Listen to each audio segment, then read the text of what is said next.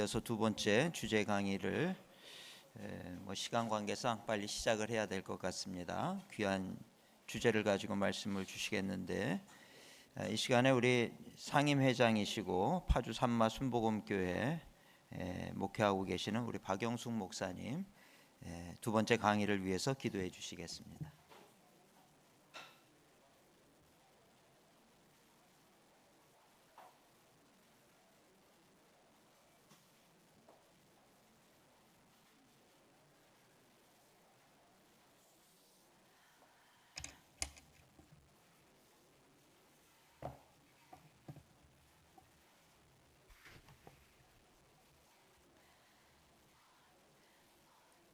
제5차 세계 웨슬리언 국제대회 두 번째 순서에 이어 기도하겠습니다.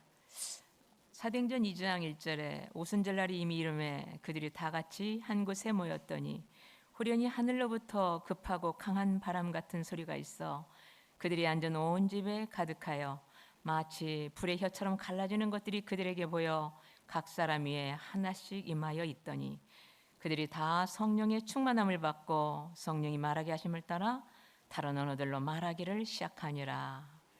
사랑과 은혜가 많으신 주여 하나님 감사드립니다. 주의 크신 은총과 강한 오른팔로 안위하사 오늘 이 같은 거룩한 제5차 세계 웨슬리언 국제대회를 열어주심에 진심으로 감사드립니다. 1738년 5월 영국의 어느 올드스케이트 한 작은 마을에서 있었던 35세 젊은이 웨슬리에게 임한 성령의 불길은 온 세계를 이끌어오는 복음의 원동력이 되었습니다. 급기야 2023년 5월 오늘 대한민국의 중심인 여의도에서 성령의 일하심 따라 구세군, 기감, 기성, 기하성, 나성, 예성 6개 교단의 목자인 웨슬리언 지도자분들과 학자분들의 한 마음이 되어 이 같은 제5차 세계 웨슬리언 국제대회를 열게 하신 하나님께 영광을 올려드립니다. 사랑의 주 여호와 하나님, 암울하기만 했던 조선 땅에 1903년 원산과 1907년 평양의 대부흥의 역사는 이 땅의 뿌리 깊은 죄악을 토해내는 우리의 믿음의 선진들의 통유와 자복이 회개가 있었습니다. 또한 십자가 사랑인 죄 사함의 기적이요 그날은 은혜였습니다. 이 나라에 부흥을 주시려는 하나님의 구원의 신호탄이었습니다. 그러므로 주 여호와 하나님 이 시간 기도하옵나니 존 웨슬리 목사님은 온 세계를 교구 삼아 부르짖었던 그 기도가 절망에 허덕이던 영국 사회를 변화시켰듯이 그의 묘비에 마지막 새겨진 마지막 간구처럼 그 성령의 불이 한국 땅에 타오르길 소망합니다. 다시 한번 기도하오니 이번 세계 웨슬리언 국제대회를 통하여서 한반도 전역에 북의 불길이 일어나게 하여 주옵소서. 코로나로 인한 한국의 교회와 국가의 위기를 돌파할 수 있도록 깨어서 일어나게 하여 주시옵소서. 재단의 불이 꺼지지 않게 하라고 말씀하신 주여 하나님, 이 나라에 철저한 회개와 영적 각성운동이 일어나길 소망합니다. 한국교회의 예배 회복과 부흥의 새바람이 일어나길 소망합니다.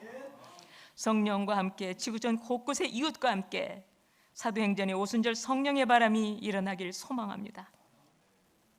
또한 교파를 초월하고 편견을 넘어서 인종차별과 나라를 뛰어넘는 성령의 운동으로 한국교회가 쓰임받게 하여 주옵소서. 한국의 웨슬리언 교회가 연합하여서 이웃사랑 실천과 성결의 영으로 세계 선교사상 가장 기뻐하는 영적 성장의 문을 열어 주시옵소서.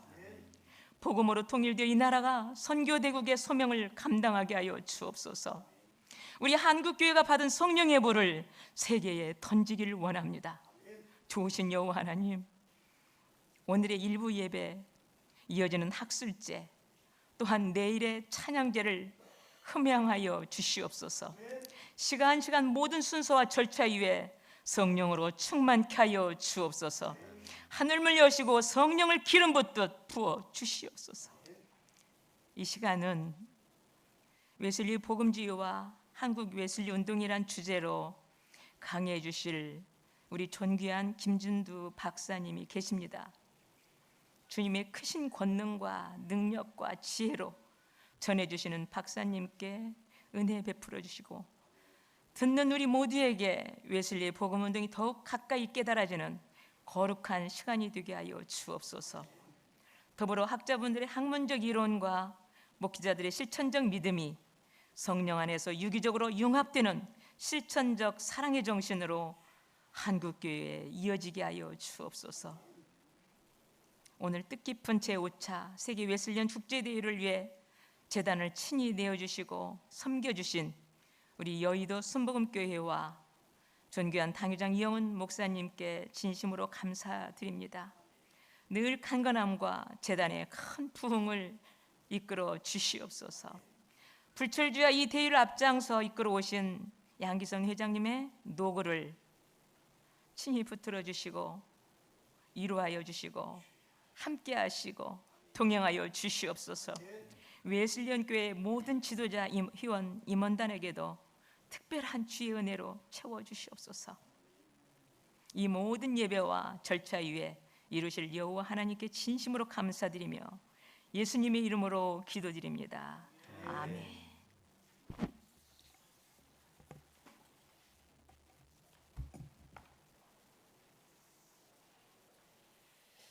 귀한 기도해 주셔서 감사합니다. 이 시간에는 우리 감신대 석좌 교수이시고 감신대 전 총장이셨던 김진두 박사님, 웨슬리에 대해서 참 많은 연구를 하시고 또 귀한 저수를 통해서 큰 영향을 미치고 계시는 귀한 우리 박사님이신데, 이제 나오셔서 웨슬리 복음주의와 한국 웨슬리 운동에 대해서 강연해 주실 때 우리 큰 박수로 맞아 주시기 바랍니다.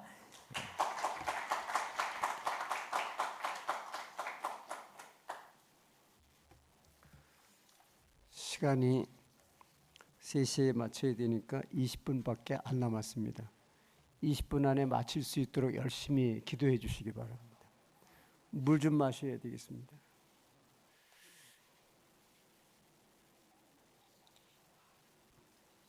웨슬리 복음주의와 한국 웨슬리 운동에 대한 강의 주제는 양기성 대표회장님께서 저에게 명령으로 주신 것입니다.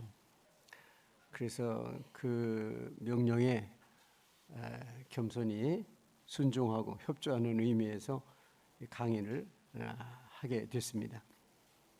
복음주의라고 그럴 때 그 복음은 성경과 예수님을 의미하는 것입니다. 예수님이 복음이고 예수의 말씀과 예수의 삶과 예수님의 모든 우리에게 끼쳐주신 은혜가 복음이고, 그리고 성경 말씀이 인간을 구원하는 복음이라고 믿습니다. 또 이 복음주의 역사와 성격을 간단히 얘기하자면요, 교회사적으로 복음주의라는 용어는 사실상 15세기, 16세기에 발생한 유럽의 종교개혁 운동과 함께 등장을 한 것이라고 볼 수 있습니다. 복음주의라는 말보다 사실은 개신교 복음주의라는 말이 더 정확한 표현일지도 모릅니다. 그래서 솔라 그라치아, 솔라 피데, 솔라 스크립처의 결의에 뿌리를 두고 있는 것이 복음주의 신학입니다. 개신교 복음주의는 중세기 가톨릭 교회의 비성경적이고 비복음적인 신학을 수중하고 왜곡과 오류에 빠진 가톨릭 교회의 교리와 사목 전체를 개혁하고 복음의 본질을 재발견하고 명확하게 하려는 그런 목적으로 형성이 되었고, 오늘 개신교 신학과 함께 복음주의는 발전을 해왔다고 볼 수 있습니다.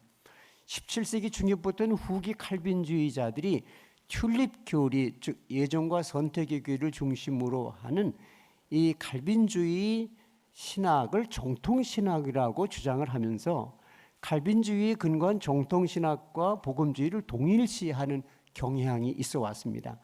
그래서 정통 칼빈주의자들은 칼비니즘만이, 그것도 예정론을 그대로 순수하게 믿는 것만이 복음주의다, 그렇게 주장을 하면서 그 외의 모든 신학은 다 펠라지아니즘이요 아르미니아니즘으로 격화시키고 심지어 이단으로까지 심판하는 그런 상황이 벌어졌고, 그리고 웨슬리도 정통의 계보와 이단의 계보에서 이상스럽게 이 위치를 정해놨습니다. 정통의 계보는 바울 오거스틴 그리고 루터 칼빈, 이단의 계보는 펠라기우스 그리고 아르미니우스 그리고 웨슬레, 이렇게 가르친 장로교회 신학대학이 있다는 소리를 들었는데 제가 확인한 바는 없습니다. 그러나 실제로 복음주의, 성서적 복음주의, 예수 중심의 복음주의 신학을 바르게 정립을 한다면 그것은 예수, 바울, 오거스틴, 루터, 칼빈도 넣어줘야죠. 그리고 웨슬레가 복음주의를 완성했다, 그렇게 말하는 것이 정당한 평가라고 저는 생각을 합니다. 기독교 후기 시대 포스트 크리스천 에라를 맞이하면서 유럽에서 성경 비평과 세속화 신학이 급속하게 일어나면서 성경적 신앙, 즉 복음주의 신앙이 흔들리고 또는 복음주의 신앙이 많이 상하고 또 상실되는 신학적 상황을 맞이했습니다. 성경적인 복음주의 신앙이 흔들리면서 동시에 기독교 전통신앙의 4대 적이라고 말하는 찰스 다윈의 진화론, 지금은 또 프로이드의 심층심리학, 칼 마르크스의 유물론적 공산주의 또는 물질론 또는 실존주의 철학에 근거한 프리드 닐체의 허무주의 영향을 받은 다양한 비평신학이 신학교와 교회 안에 들어왔고, 동시에 이런 시대 사조와 합류하고 타협하면서 기독교 신학은 자유주의 신학으로 발전을 하면서 서구 영미계통의 많은 신학계들이 복음주의 신학 대신에 자유주의 신학을 가르치는 그런 신학교가 되면서 많은 신학도와 목회자는 성경과 복음에 대한 확신을 잃어버리게 되었습니다. 성경과 예수님의 복음이 인간을 죄에서 구원한다, 영혼을 구원한다는 이 확신이 흔들리고 그리고 중심에서 빠져나가는 그런 신학적 상황을 우리가 맞이하게 됐습니다. 자, 이런 상황에서 종교 다원주의가 또 적극적으로 태동을 하면서 교회는 복음주의 신학을 다시 재정립하고 복음주의 신학을 가르치고 전파해야 된다는 그런 사명감을 갖게 됐습니다. 그리고 교회사적으로 감리교 이후에 성결교, 이 홀리네스 운동이 일어났고 또 오순절 운동이 일어나면서 복음주의 신앙은 더 강화하고 더 큰 희망을 보게 되었다고 생각을 합니다. 진정한 복음주의는 무엇인가라는 것을 잠시 살피고 웨슬리 복음주의로 들어가야 되겠는데요. 왜냐하면 이 복음주의는 지금 제가 선언해서 말씀드린 것 같이 사실상은 개신교 신학을, 개신교 구원의 교리를 의미하는 것이기 때문에 아까 테드 교수가 말한 것처럼 이 구원의 질서라고 하는 이 복음적인 신앙이라는 것은 감리교만의 것이 아니요, 웨슬리만의 것이 아니라 모든 정통 교회의 신앙의 유산이기 때문입니다. 첫째, 진정한 복음주의는 첫째 성경적 기독교를 의미하는 것입니다. 사실상 종교개혁의 올린 솔라 스크립추라의 신앙입니다.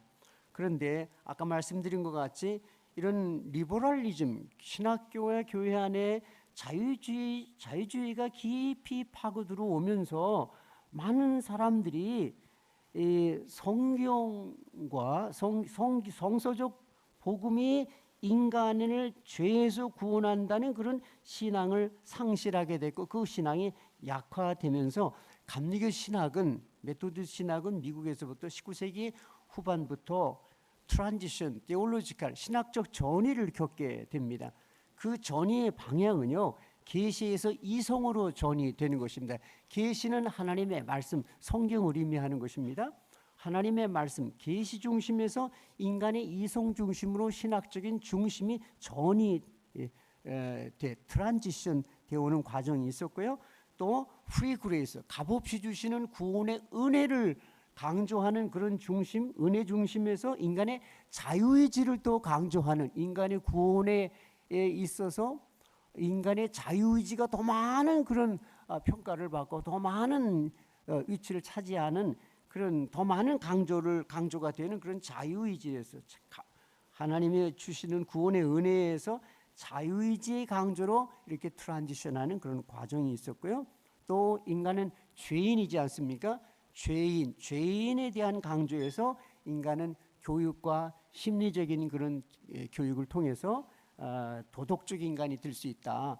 하나님의 말씀이나 복음이 아니고도 계몽주의적인 그런 목적을 가지고 교육을 시키고 심리적으로 잘 관리를 해주면은 구원에 이를 수 있고 행복에 이를 수 있다고 하는 어떤 그런 신학적 전의를 겪게 되면서 메토디스트 신학은 아주 급속하게 복음주의에서 많이 떠나는 그런 불행한 상황을 맞이하게 됐습니다. 이런 신학적 상황에서 우리는 웨슬리의 설교, 웨슬리의 모든 논문, 그의 저널, 그의 편지, 그의 웨슬리 자신의 저작을 통해서 웨슬리가 설교하고 가르친 그 복음적인 신앙, 인간이 참 구원에 이르게 되는 복음적인 신앙이 무엇인가를 다시 찾게 됐고 정립하게 됐고 그것을 다시 또한 다시 가르치는 그런 운동을 하게 돼서 오늘 이 한국에서 웨슬리의 세계 대회까지 열게 되었다고 저는 믿습니다. 웨슬리안 메토디스트 교리는 성경이 가르치는 구원의 길과 구원의 방법으로서 성경적 구원의 길을 전파하는 성경적 기독교의 요약 중에 요약, 메둘라의 메둘라라고 저는 생각을 합니다. 메소디즘 탄생의 제1단계로 알려진 홀리클럽의 회원들에게 붙은 별명도 그것을 상징해 줍니다. 처음 메토디스트에 대한 이름 중에는 많은 별명이 붙었지 않습니까? 그런데 그 별명 중에는 성경이라고 하는 이름이 붙었습니다. 그래서 바이블 크리스천 또는 바이블 모스트 또는 바이블 비고트라는 그런 별명이 붙었어요. 이런 호칭들은 웨슬리의 신앙이 얼마나 성경적 복음주의인가 하는 것을 분명히 보여주는 그런 호칭이라고 생각을 하고요. 웨슬리 자신이 표준설교 서문에서 성경에 대해서 이렇게 아주 요약적으로 간명하게 정의를 해주는데 성경은 하늘 가는 그 길, 즉 영원한 행복의 항구에 도달하는 그 길이 기록된 유일한 책이다. 그렇게 말을 합니다. The way to heaven, 하늘 가는 그 길, 영원한 행복의 항구에 도달하는 the way, 유일한 그 책이다 하면서 성경적 기독교만이 구원의 복음을 전하는 하나님의 말씀인 것을 고백하면서 자기는 호모 유니우스 리브리, 한 책의 사람이 되고 싶다고 고백하는 그런 서문의 고백을 서문에서 읽을 수가 있습니다. 그러면서 웨슬리는 성경적 기독교의 본질이 되는 모든 교리를 내가 이 설교에 다 기록해놨다. 본질이 되는 모든 교리를 다 모아놓고 본질이 되지 않는 것은 여기 아무것도 없다 하면서 하늘 가는 그 길을 자기는 전파하는 사명을 받았다고 고백하고 해설하는 것을 볼 수가 있습니다. 두 번째 진정한 복음주의는요, 죄의 회개가 구원의 필수적이다 하는 것을 저는 말하고 싶습니다. 현대 자유주의 신학은요, 인간의 죄에 대해서 말하기를 대단히 꺼려합니다. 회개에 대해서 설교하기를 대단히 아주 꺼려하고 싫어하고 기피하는 현상까지 있습니다. 이것은 참 나이스하고 젠틀하고 굉장히 인텔렉추얼한 것 같지만 이것은 비성경적이고 비복음적입니다. 인간인 자기 자신이 하나님 앞에 정말 무서운 심판을 받아야 되고 형벌을 받아야 되고 정말 지옥에 떨어질 수밖에 없는 구제받을 수 없는 죄인이라는 각성을 하고 그 죄로부터 회개하고 하나님께로 온전히 돌아가기 전에는 구원은 없습니다. 웨슬리의 설교를 보면은 죄로부터 회개가 얼마나 많이 반복적으로 강조가 됩니까? 저희 감리교에서는 우리 감리교 신학대학 우리 감리교 3개 목회자 양성 신학대학에서는 웨슬리의 설교가 교단 필수 과목으로 들어가 있습니다. 이것은 아주 정말 잘한 그런 신학 정책이라고 저는 생각하고 다행스럽게 여기고 있는데, 다른 웨슬리안 교단 신학교도 그렇게 하는지 모르겠고요. 안 하면 그렇게 하시기를 권면합니다. 웨슬리의 설교를 통해서 정말 아까 테드 교수가 말한 구원의 또 오더 오브 설베이션을 분명히 배우게 되고, 구원이 어떻게 해서 구원을 얻고 구원의 길을 가는 것인지를 웨슬레가 말하는데, 거기에 웨슬레가 필수적으로 본질적으로 말하는 것은 인간은 죄인이다. 그리스도 예수의 saving grace, 구원의 은혜를 믿는 saving faith, 구원에 이르는 믿음이 없이는, 죄로부터 회개가 없이는 절대로 구원이 없고 천국에 들어갈 수 없다 하는 것입니다. 자유주의 신학은 죄와 회개를 말하지 않으려고 합니다. 점점 더 깊이 하는데, 우리는 죄를 회개하고 하나님께 온전히 돌아오는 그런 복음의 목회자, 복음 전도자가 돼야 한다고 저는 믿습니다. 웨슬리는요, 자기 옥스퍼드의 스승, 그 당시 당대에 아주 명성 있는 신학자 존 테일러의 원죄를 부인하는 인간론을 비판하는 긴 논문, 웨슬리 논문 중에 제일 긴 논문이라고 볼 수 있는데 300여 쪽에 달하는 논문을 써서 원죄를 부인하는 것은 기독교가 아니다, 반기독교적, 반그리스도적 사상이고 헤이더니즘, 이교도의 사상이다. 원죄를 부인하는 것은 기독교 사상도 아니고 기독교 복음도 아니고 기독교 글이라고 할 수가 없다 하면서, 원죄를 부인하는 것은 모든 기독교의 기초를 허무는 것이다 하면서 죄에 대해서, 회개에 대해서 강조하고 죄와 회개를 통해서 인간이 구원받는 길을 분명하게 제시를 합니다. 세 번째는 오직 예수의 신앙입니다. 복음주의는 오직 예수를 믿음으로 구원받는 것을 처음부터 끝까지 이 세상 종말까지 강조하고 전파하는 신앙을 말하는 것입니다. 오직 하나님과 인간의 유일한 중보자와 화해자와 구원주가 되시는 분은 예수 그리스도 한 분이십니다. 예수 그리스도만이 우리 각 개인과 인류의 또 로드, 구원의 주님이심을 믿는 것입니다. 그런데 많은 그런 다양한 종류의 신학이 나오고요. 그리고 합리주의에 근거하고 이 세상의 철학과 과학에 많이 타협한 그런 다양한, 심지어 다원주의적인 그런 신학이 나오면서 예수 그리스도만이 인류의 유일한 구원의 주님을 믿는 믿음이 약화됐고, 많은 의심이 들어갔고 많은 타협이 들어갔습니다. 예수 외에는 구원의 길이 없습니다. 저는 웨슬리의 복음주의에서 양보해서는 안 될 것이, 아무리 선제 은총, 프리벤팅 그레이스, 프리비넌트 그레이스, 그 무엇을 말한다 할지라도 웨슬리의 복음주의는 오직 예수를 믿음으로 구원받는 신앙인 것을 분명히 말하고 싶습니다. 웨슬리는 회심을 체험한 날 일기에서 그렇게 분명히 말하지 않습니까? I felt I did trust in Christ, Christ alone for salvation. 구원을 받기 위해서는 오직 그리스도만 내가 이제 믿게 되었다라고 그렇게 분명히 고백을 했습니다. 복음주의란 네 번째, 경건의 삶을 즐거워하는 것입니다. 경건의 삶을 즐거워하는 것이다. 복음주의는 우울한 것이 아니고 엄격하기 때문에 인간의 행복과 기쁨을 빼앗는 것도 아닙니다. 루터와 칼빈의 개혁교회 전통의 복음주의는 처음부터 경건주의를 동반하는 것이었습니다. 복음주의는 경건주의와 같이 가는 것입니다.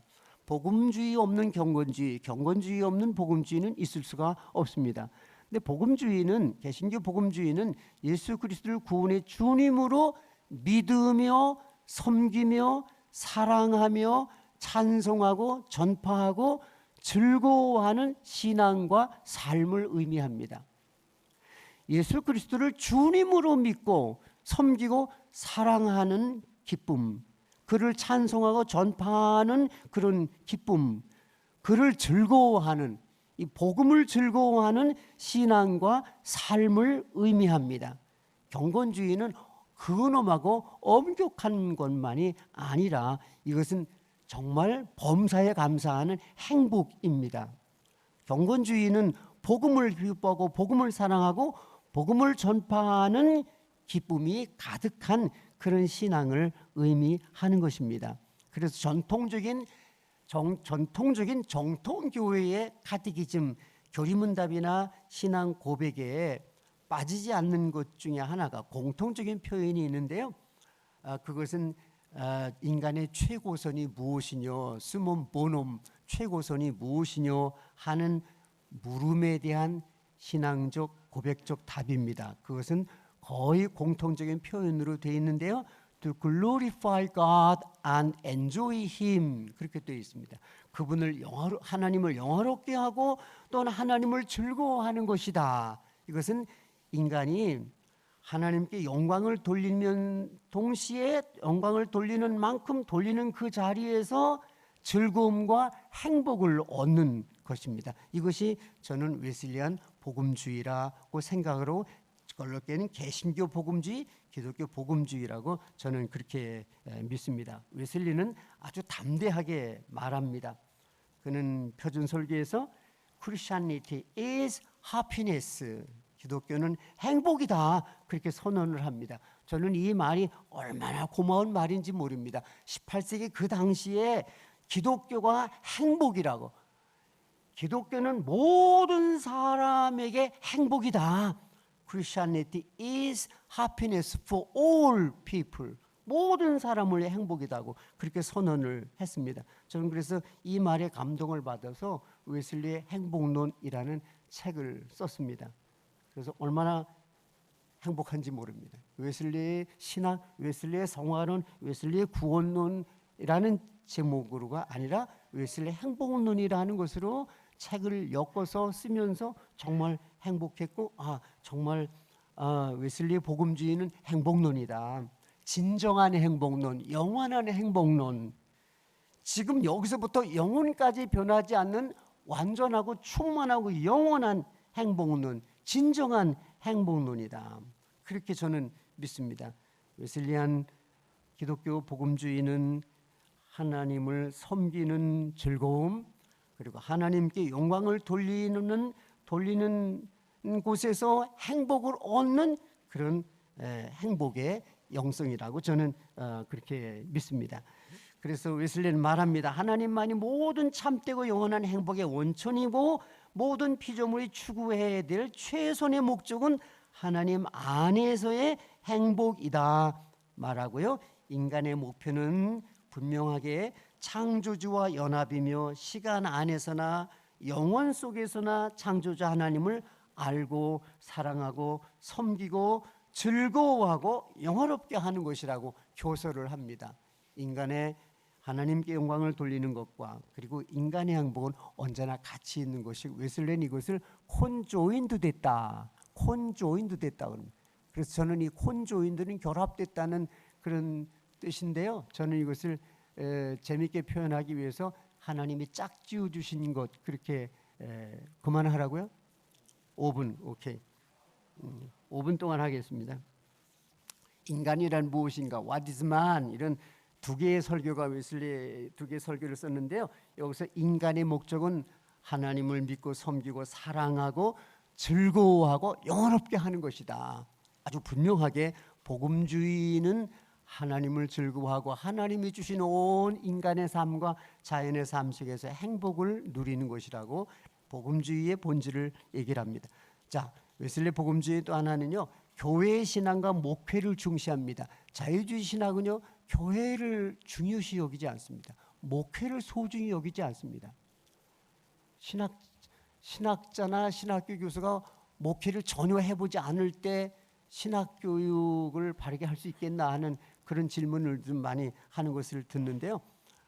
웨슬리의 복음주의는 교회를 소중히 여기고 목양, 목회를 중시합니다.